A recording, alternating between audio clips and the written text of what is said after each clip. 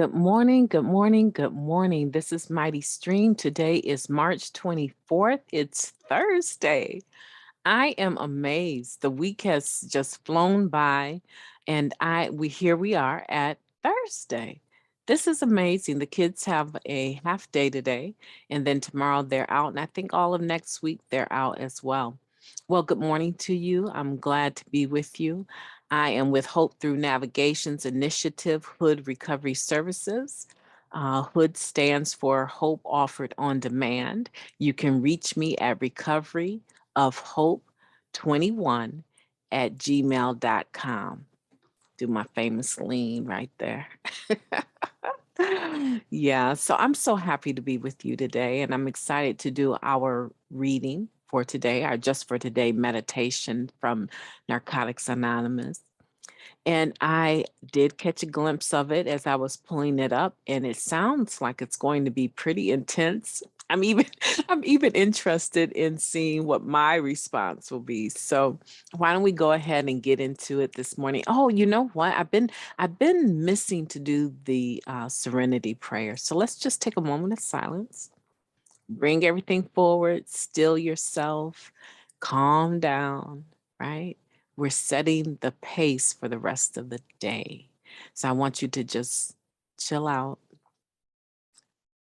calm down, and let's collectively do the Just for Today meditation after we do the serenity prayer, okay?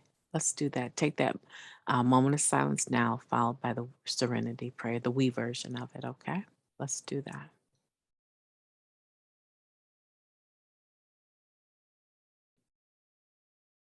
Who we are not. God, grant us the serenity to accept the things we cannot change, the courage to change the things that we can, and the wisdom to know the difference. Powerful, powerful. I always get, I get a calmness about knowing everything is as it ought to be, and that if it is not as it ought to be, I will be given the tools throughout the course of the day to change the affairs, right? So let's go ahead and get into the reading. Here we are. It's up there bright and beautiful. Whew, that is super bright. Well, let's see what it says. March 24th, 2022. Letting go of the past.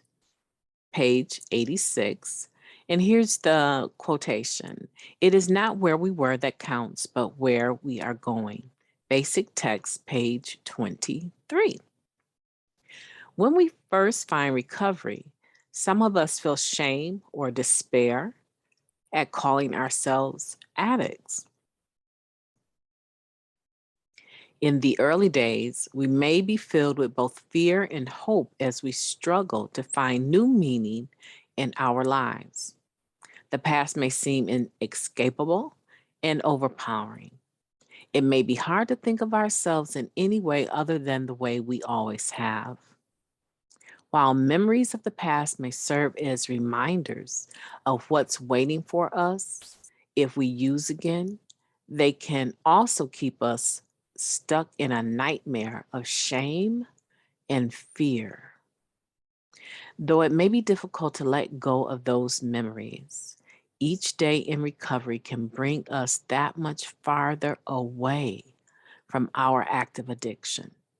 Each day, we can find more to look forward to and less to punish ourselves for. In recovery, all doors are open to us. We have many choices.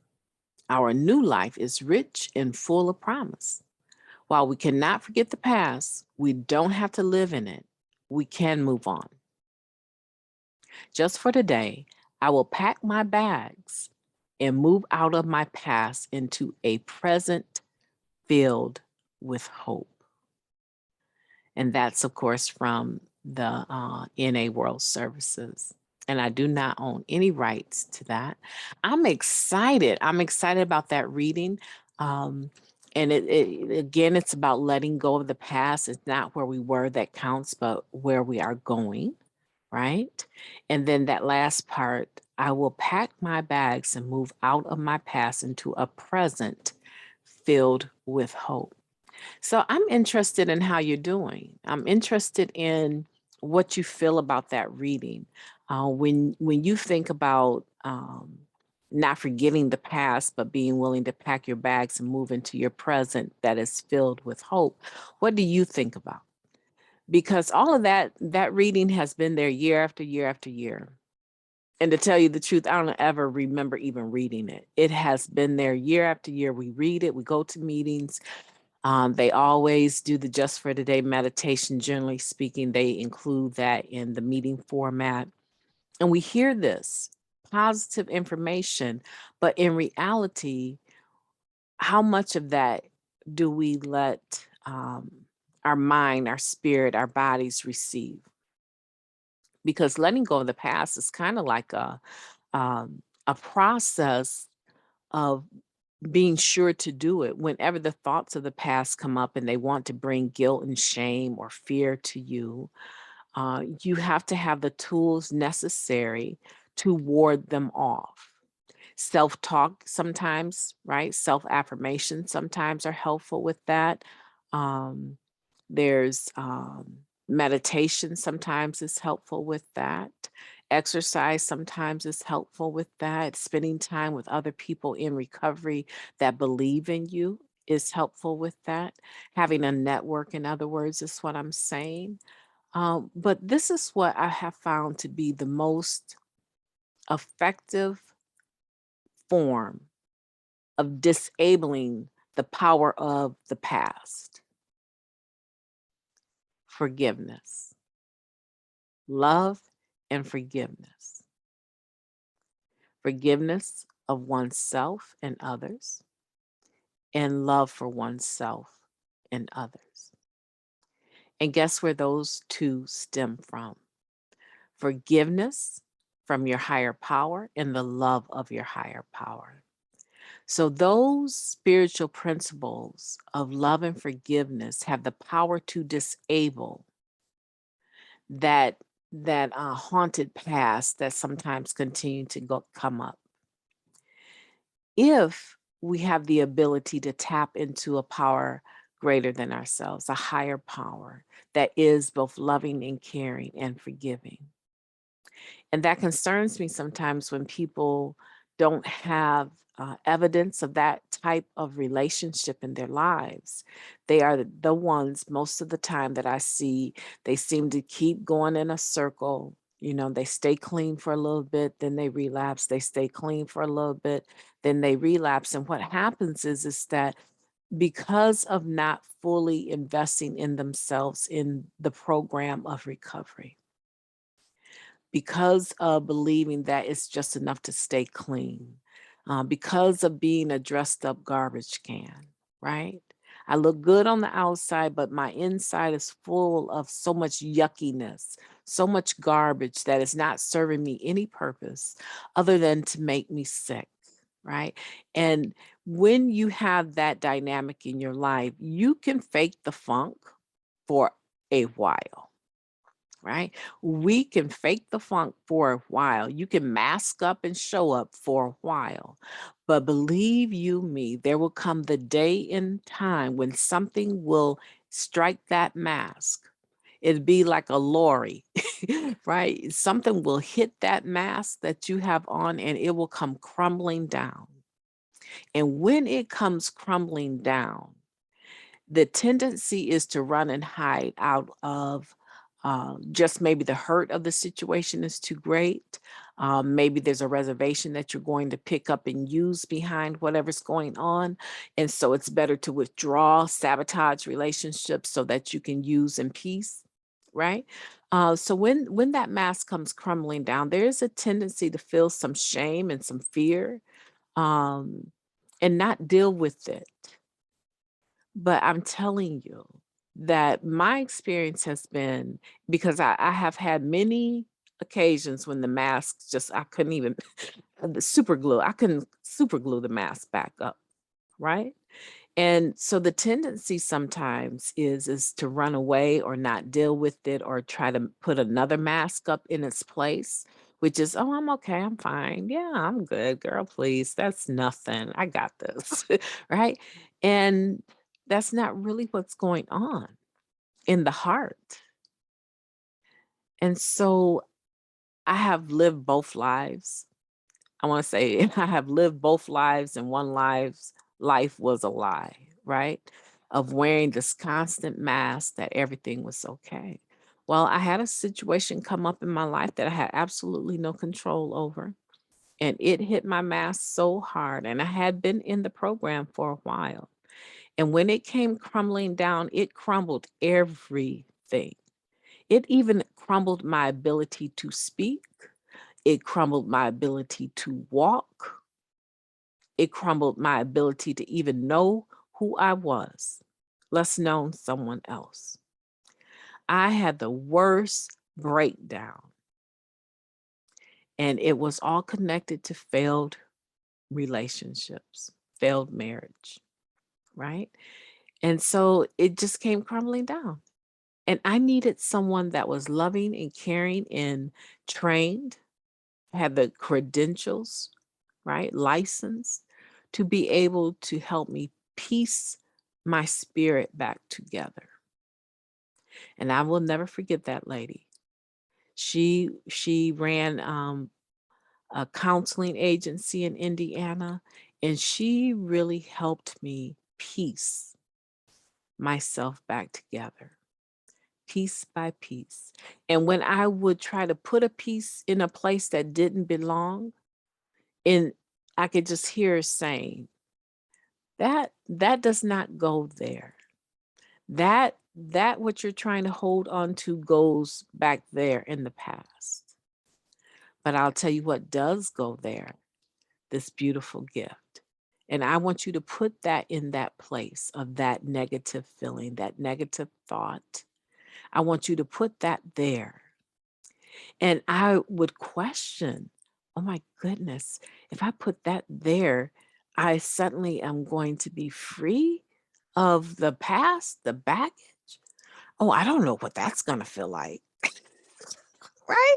I'm more comfortable being uncomfortable. I'm not sure if I can do that. And she was like, yeah, I expect that from you. She told me, I expect that from you. You are so used to the pain and surviving it that has become your identity, is to survive. You don't have to survive anymore, dear. You can thrive, but it's going to come from an active change of ideals, a change of your core values, and challenging yourself. And the best way, after I got through that phase with her, I did like the glimpse of who I saw. I did see that I could smile, and it wasn't like this pasted smile that had no feeling or no life behind it. I saw that I could actually laugh a hard laugh that would make me cry. Felt so good to be back to life again, but it took work. So what am I saying here? I'm saying that the reading is beautiful, but unless you're in a position where you're really ready to roll your sleeves up, invite someone into your life to help you through this process of recovery. In particular, I'm talking about living the steps, but also writing the steps and working them out with a sponsor, right? And do the work, because the love and the forgiveness comes once you know what you're trying to love and forgive, right? I thought I was trying to forgive all of those abuses and things of that nature. But really, what I was trying to forgive was that I had lost my voice. I was voiceless. I was enduring pain without even making a sound. And I thought that somehow made the person that was causing the pain, the perpetrator, the abuser, right? The user, right? I thought it made their life miserable. But all it did was condone what they were doing. It let them know, I don't want to say condone, but it let them know that I wasn't going to tell, I wasn't going to make a peep or a sound and that they can continue to do whatever that they were doing to me. And it wasn't until I got to the point where, like I said, n- I really had a breakdown that took all of me. And this lady um, was able to help me rebuild, not even rebuild. She helped me to build myself back up again into a person that had posture and that had strength and that had courage and was bold enough to say, I'm drawing the line right here. Go no further. You cross this line, you're going to get a lioness. You're going to get it. Do not cross that line with me again. You don't speak to me that way. Do I speak to you that way? Don't speak to me that way. Oh, you're going to speak to me that way anyway? Guess what? We're done. See you later. Bye. I don't need you in my life. I invited you into my life and you have not come as a guest. You don't act like you appreciate it. So go. And I got to the point where I was really very good at protecting myself in a positive way. And it came as a result of that breakdown, this lady investing her time and energy in me, being willing to tell me deathbed honesty, the truth about myself. And did I have a NA sponsor at that time? Absolutely. Absolutely. But I did not have the trust that was required to do the work with her. And when I got through that phase of my life, it took about 2 years for me to come out of that on top. I was able to get fully into recovery. And I haven't looked back since. I have not looked back since. So sometimes we need outside help. And if that's you, then you need to consider that. Sitting around in the rooms and making meetings every day and maybe even having a sponsor. Your sponsor is not your counselor. Your sponsor is to guide you through the steps, help you understand how to apply them in all your affairs, the spiritual principles.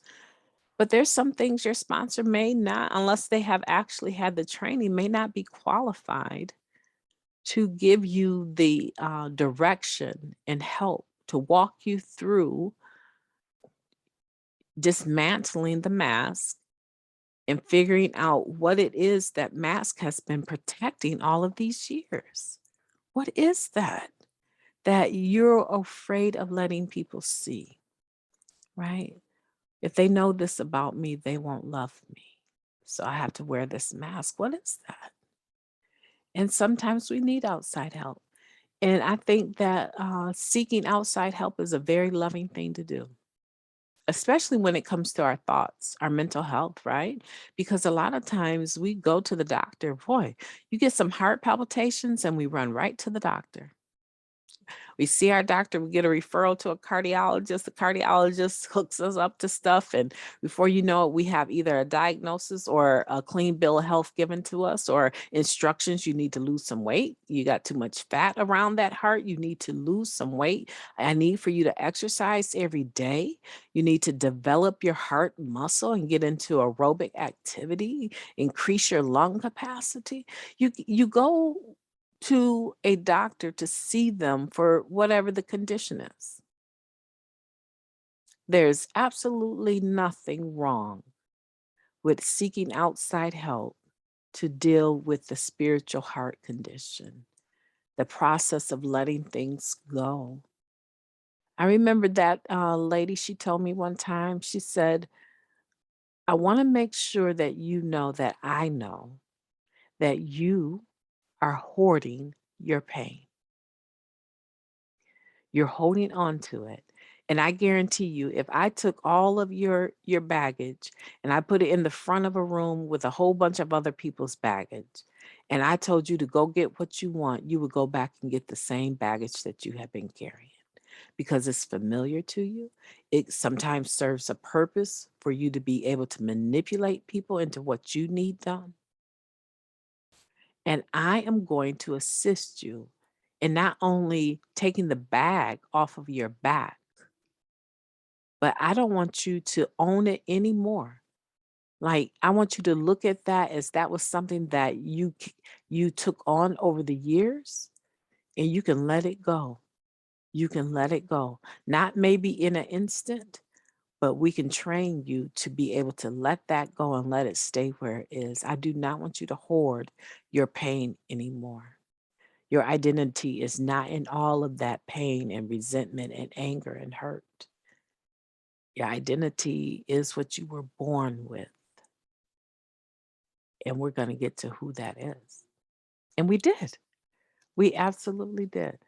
I'm very grateful to her. Matter of fact, she's probably, her and one other lady have a lot to do with the course that I'm on with my academic education, my pursuit academically, right? We're just counseling, mental health counseling, clinical mental health counseling, and to be a school counselor, right? I'm working on a master's. I'm in my second year, and I'm excited that I am still on this course to becoming a doctor one day.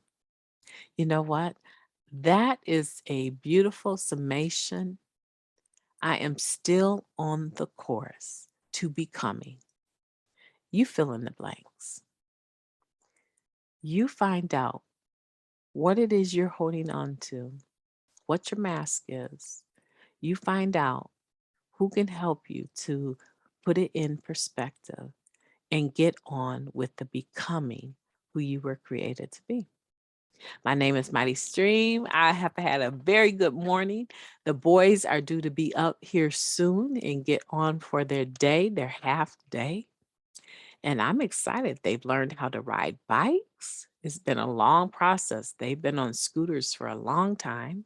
And I'm just excited to see what our health journey is going to look like this summer.